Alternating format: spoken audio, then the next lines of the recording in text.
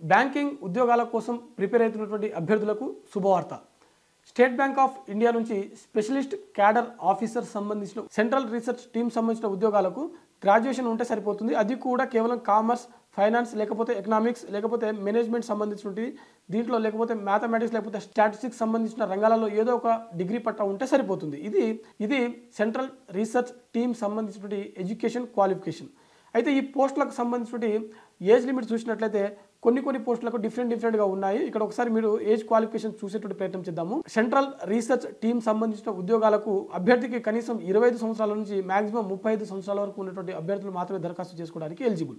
అదేవిధంగా project development manager పోస్టులు ఏవైతే ఉన్నాయో ఈ పోస్టులకు కనీసం 30 సంవత్సరాల నుంచి మాక్సిమం 40 సంవత్సరాల వరకు ఉన్నటువంటి అభ్యర్థులు దరఖాస్తు చేసుకోవడానికి మాత్రమే eligible.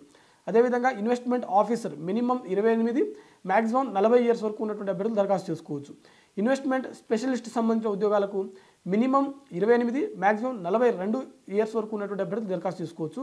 Relationship manager team leader సంబంధించినటువంటిది మినిమం 28, మాక్సిమం 42 ఉన్నటువంటి వాళ్ళు దరఖాస్తు చేసుకోవచ్చు. అదేవిధంగా రీజనల్ హెడ్ సంబంధించిన ఖాళీలకు మినిమం 35, మాక్సిమం 50 సంవత్సరాలు.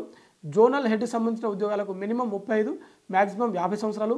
అదేవిధంగా హెడ్ రీసెర్చ్ సంబంధించిన ఉద్యోగాలు ఏవైతే ఉన్నాయో వీటికి మినిమం 35 సంవత్సరాలు, మాక్సిమం 50 సంవత్సరాల వరకు ఉన్నటువంటి అభ్యర్థులు ఎవరైతే ఉన్నారో వారంతా దరఖాస్తు చేసుకోవడానికి ఎలిజిబుల్. ఇక్కడ వీటికి సంబంధించినటువంటి దరఖాస్తు ప్రక్రియ అక్టోబర్ 27న మొదలు కానుంది. అయితే చివరి తేదీ వచ్చేసరికి మనకు నవంబర్ 17వ తేదీన వీటికి సంబంధించినటువంటి దరఖాస్తు ప్రక్రియ ముగియనుంది. అఫీషియల్ వెబ్సైట్ అయినటువంటి sbi.bank.in అనే వెబ్సైట్ ద్వారా మీరు ఈ పోస్టులకు దరఖాస్తు చేసుకోవచ్చు. ఇది వీటికి సంబంధించినటువంటి ఎడ్యుకేషన్ క్వాలిఫికేషన్, ఏజ్ లిమిట్, ఇతర ప్రక్రియ. అయితే సెలక్షన్ ప్రాసెస్ ఏ విధంగా ఉంటుందని చూసినట్లయితే ఎవరైతే దరఖాస్తు చేసుకున్నటువంటి అభ్యర్థులు ఉంటారో వీరికి ఇంటర్వ్యూ ద్వారా, అంటే ఫస్ట్ దరఖాస్తు చేసుకున్నటువంటి అభ్యర్థులకు షార్ట్ లిస్ట్ ద్వారా ఇంటర్వ్యూకి పిలవడం జరుగుతుంది. ఇంటర్వ్యూలో మనకు మొత్తం 100 మార్కులకు ఈ ఇంటర్వ్యూ అనేది కండక్ట్ చేయడం జరుగుతుంది. అధిక మార్క్స్ పొందినటువంటి అభ్యర్థుల ఆధారంగా ఈ పోస్టుల యొక్క ఎంపిక అనేది నిర్వహించడం జరుగుతుంది. అంటే ఇంటర్వ్యూలో వచ్చినటువంటి పర్ఫార్మెన్స్ ఆధారంగానే మెరిట్ జాబితా అనేది తయారు చేయడం జరుగుతుంది.